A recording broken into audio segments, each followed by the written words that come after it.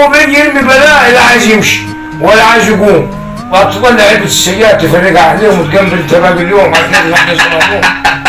طب تطلع بره تقول راح الحمام وتجيب لك سيجارة في إيدك، جيرس يا راجل، وهو مش عايز يقوم مستني ولا؟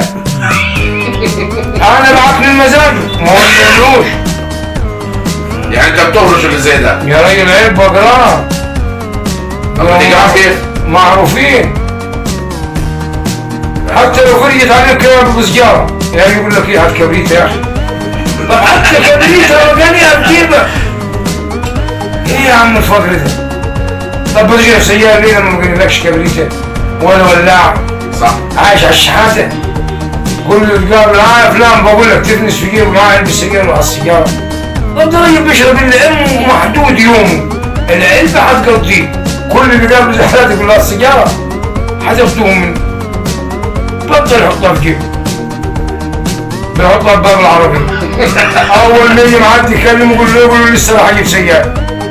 طب يعمل ليه؟ ما عرفه بارد.